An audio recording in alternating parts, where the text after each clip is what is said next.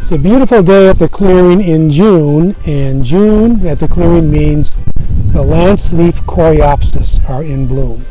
They're a little bit past peak. They were peak about a week and a half ago maybe, but they're still very nice.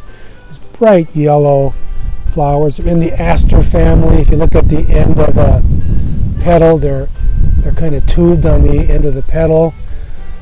But bright yellow, great pollinator. It's called Lanceleaf Coreopsis because the leaves are narrow and lance-shaped. You also see it listed sometimes as sand coreopsis, sand, a reference to the fact that it will grow in very poor, dry, lean soils.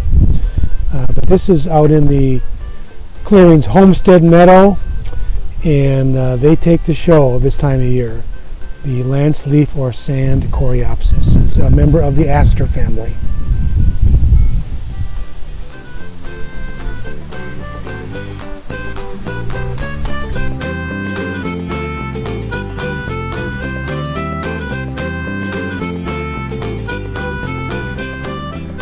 Well, here we have this spectacular plant called cow, like the animal cow parsnip.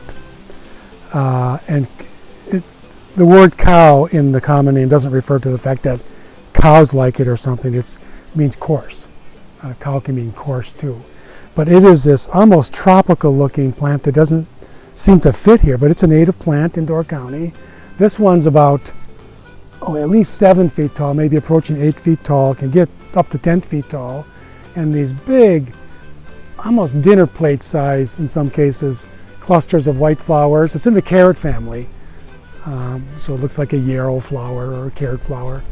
And this one in the middle is ready to go into seed. It'll produce a bunch of brown seeds eventually and spread around a little bit.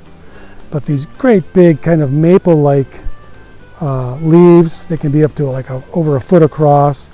But it's just spectacular that it just gets this tall.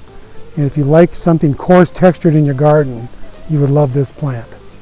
Hollow stems, I think Native Americans would use it for straws or for making flutes when they dried. But in full bloom right now, cow parsnip.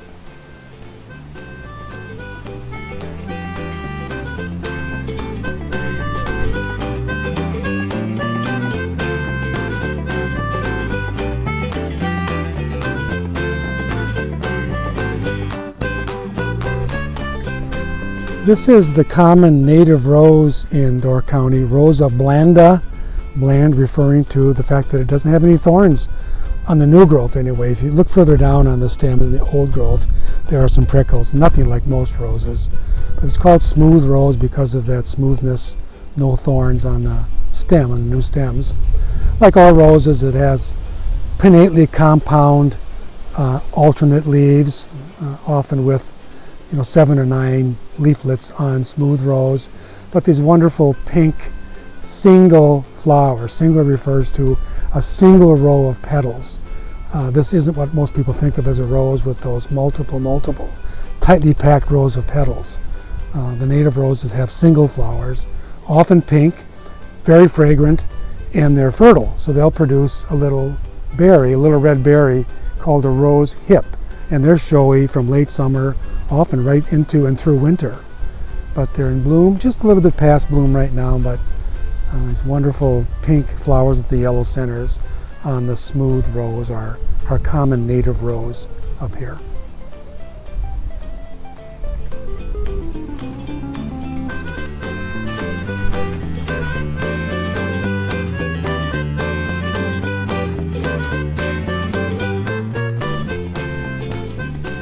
This is Baneberry or doll's eyes, a wonderful woodland wildflower that has white flower clusters, kind of lemon scented in spring, and then these are the developing berries, which will be white when they're done.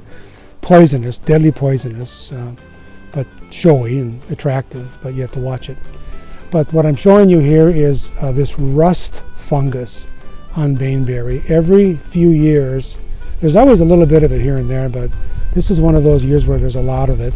The rusts are a group of fungi that have two hosts. They spend the summer on foliage of, in this case, baneberry, this species. There's a common one on apples and crab apples called cedar apple rust, and so it spends, in that case, the summer on apple or crab apple leaves, and then the spores fly over to red cedar, which is a juniper tree, very common in southern Wisconsin, and spends the winter as a gall, as a woody gall on the stems of red cedar, and then those grow and release spores that fly back, again in that case, to apple leaves and crabapple leaves. This is a different species. I'm not sure what the alternate host is for this particular rust that we see on baneberry, but there's another plant around here that probably has a little woody gall on it in the winter, and that's the winter form of this organism. The rusts are really a strange group of fungi, but there's a lot of it this year, and these are actually starting to collapse some leaves. So this plant may actually be done earlier than it normally would. Normally they keep nice foliage all season long, but in years like this we've noticed that the plants just kind of collapse after a while. The plant will regrow again next year, and if you look at the percentage of leaf that's covered with those lesions or spots, it's probably 30%. I mean, most of the leaf is still working and gathering sunlight and making carbohydrates, but it may eventually just expand to the point where this plant just falls apart for the rest of the year, but it'll grow back next year. But really interesting looking, but it's a fungus disease called a rust. I call this one baneberry rust.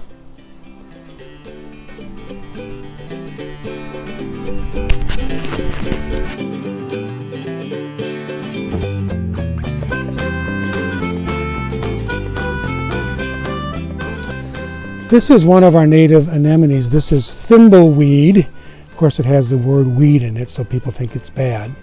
But it's called that because this center structure here will become about almost an inch long seed structure that looks a little bit like a thimble. So that's where it gets its name, thimbleweed. Anemones are often called windflowers because they disperse their seed with the wind, like a lot of plants do. But, these are called windflowers. And they typically have 5. These actually aren't petals. It doesn't have petals. These are sepals, botanically, and it's usually 5. This one, of course, has 6, but they're usually 5 sepals. Sepals are a structure that covers and protects the bud until it opens. And these ones behave like petals, but they're not true petals. It has these nicely cut or incised leaves. Nice texture. It makes a nice garden plant. I've got it at my house. It seeds itself all over. It doesn't become weedy, like the name would imply, and I'm just happy to see it wherever it comes up. But it likes partial shade, like here at the clearing, at the edge of the road. Just a beautiful late spring, early summer blooming kind of woodland-ish wildflower, thimbleweed.